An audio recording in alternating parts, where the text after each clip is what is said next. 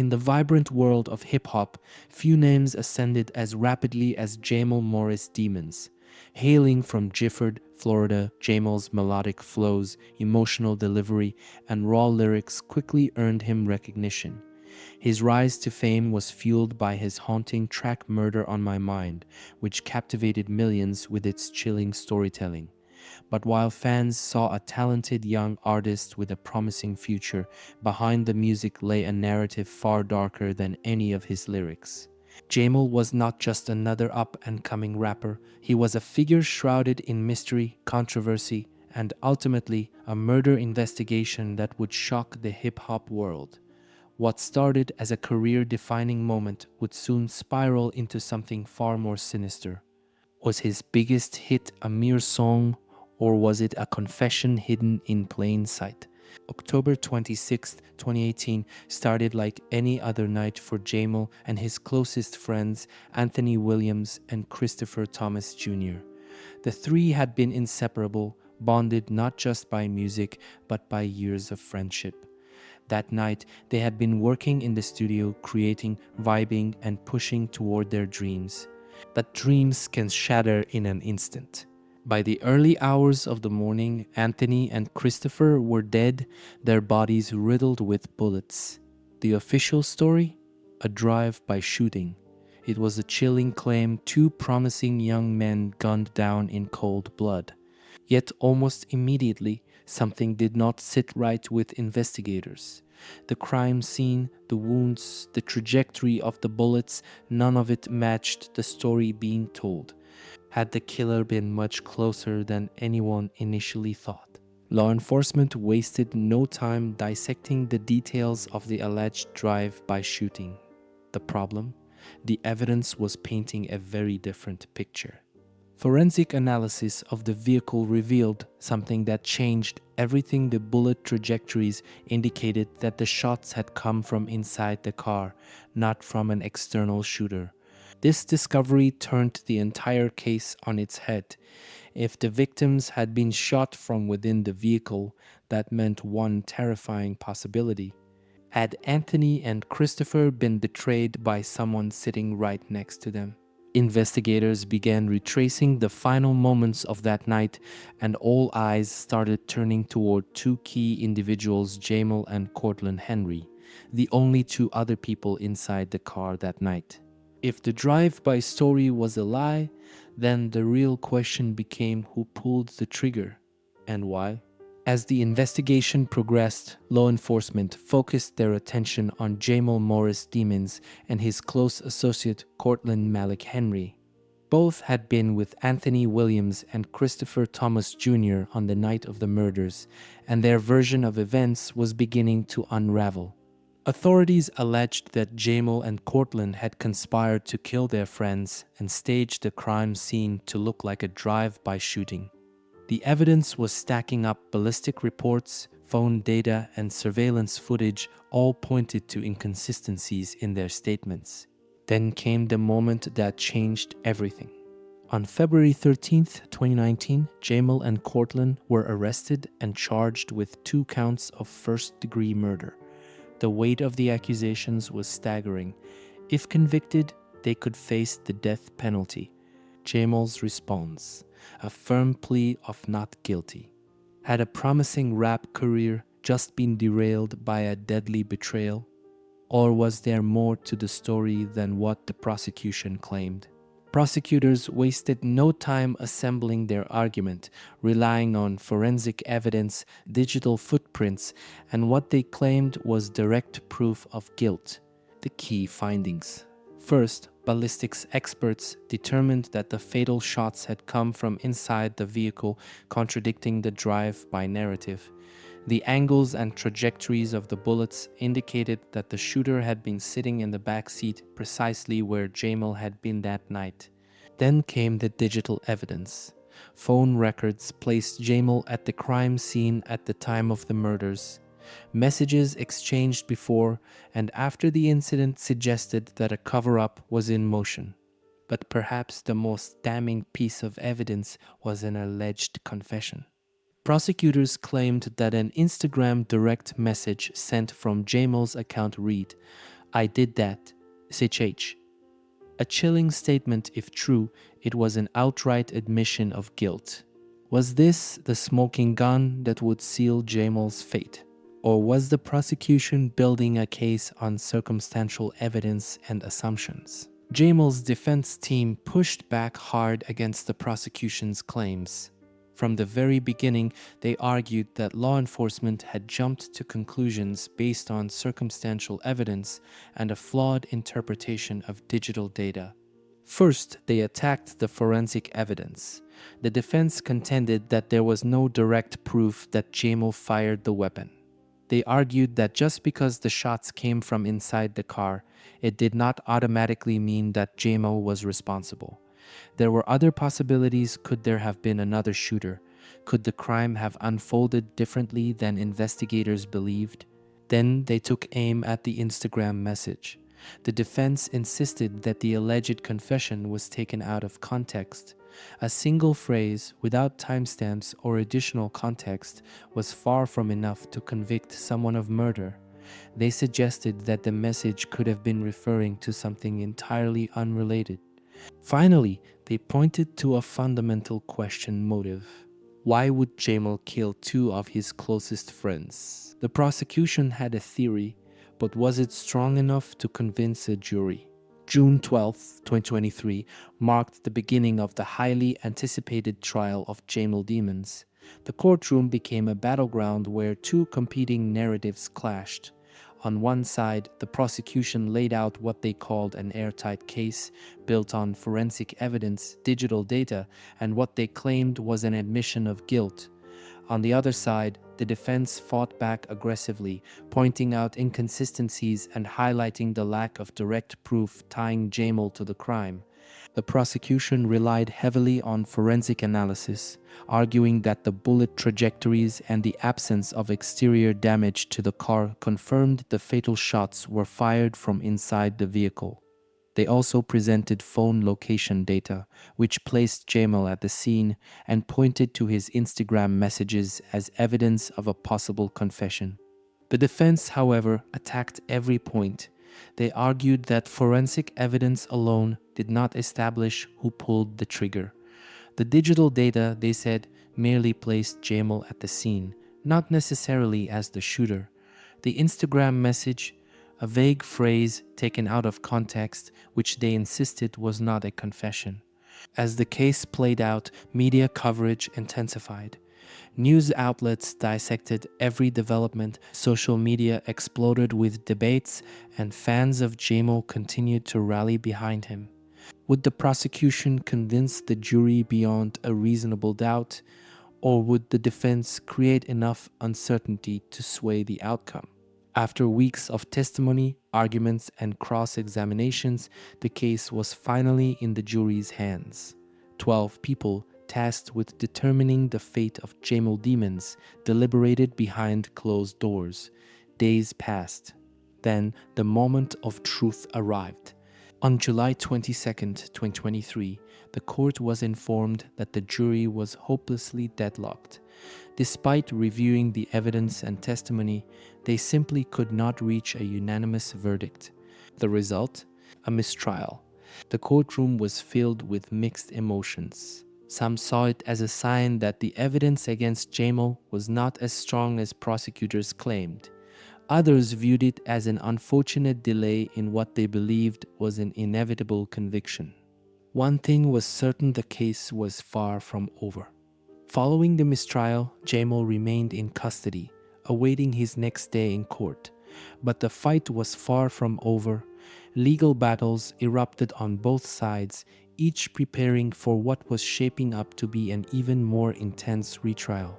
The defense team immediately filed motions to suppress key pieces of evidence, arguing that some forensic reports and digital data should not be admissible in the next trial. They also sought to prevent the prosecution from using certain statements Jamell allegedly made online, claiming they were taken out of context. Meanwhile, prosecutors were determined to close the gaps that had prevented a conviction. They sought to introduce additional evidence and strengthen their arguments, preparing to present a more convincing case the second time around. The stakes had never been higher. Would the retrial bring the clarity that the first trial lacked? Or was this case destined to remain one of the most controversial and debated in recent history? As the retrial loomed, an unexpected complication threatened to shake the very foundation of Jamell Demons' defense.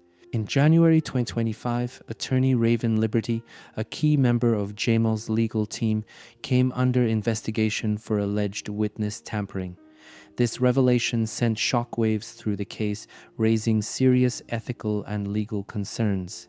The allegations suggested that there may have been attempts to influence testimony, a claim that, if proven true, could have devastating consequences for Jamell's defense. With his attorney under scrutiny, Jamell was left to make a crucial decision: stick with his current legal team or bring in new representation. A change in attorneys this late in the process could mean delays, strategic shifts, and uncertainty. But staying with a compromised defense team could jeopardize his chances of acquittal. Would this internal turmoil weaken Jamell's case? Or could his defense recover in time for the high-stakes battle ahead? With a second trial on the horizon, the prosecution refined their approach, determined not to let another jury deadlock. Their first attempt had fallen short, leaving them with one mission: tighten the case, close the gaps, and secure a conviction. This time, prosecutors sought to introduce new evidence, including expert testimonies that could reinforce their original claims. They also pursued additional witnesses, hoping that fresh statements could sway the jury in their favor. The prosecution's core argument remained the same: Jamell Demons masterminded the murder of his two friends and staged the crime scene to make it look like a drive-by shooting. They pointed to forensic findings proving the shots came from inside the vehicle, phone records showing Jamell's location at the time of the murders, the alleged Instagram message, which prosecutors still claimed was a confession. But the biggest factor looming over the retrial: the death penalty. Florida prosecutors had not backed down from their pursuit of capital punishment if Jamell was convicted.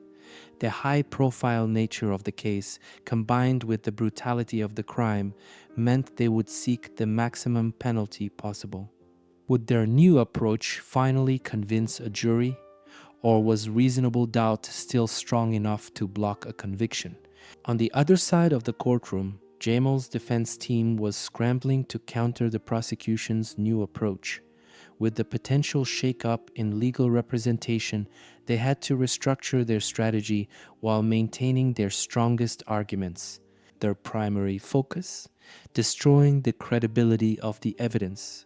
They planned to challenge the ballistic reports, arguing that they did not conclusively prove who fired the fatal shots. They aimed to discredit the cell phone location data, suggesting that just because Jamell was present did not mean he was guilty. And most importantly, they sought to debunk the alleged Instagram confession, reinforcing that it was vague, out of context, and ultimately not a direct admission of guilt. Beyond attacking the prosecution's claims, the defense also leaned heavily into humanizing Jamell. They painted him as a young artist caught in a tragic situation rather than a calculating murderer. His background, struggles, and musical success were highlighted to show a different side of him, one that the jury could empathize with. But would the jury buy it? Or had the prosecution already built a case too strong to tear down? Outside the courtroom, the case was playing out in the court of public opinion. On one side, supporters of Jamell Demons remained steadfast in their belief that he was innocent. Fans flooded social media with messages of support, calling for his release and questioning the fairness of the trial. To them, Jamell was another young black artist being targeted by the system, his lyrics unfairly weaponized against him. But on the other side, skeptics pointed to the overwhelming forensic evidence and the inconsistencies in his defense.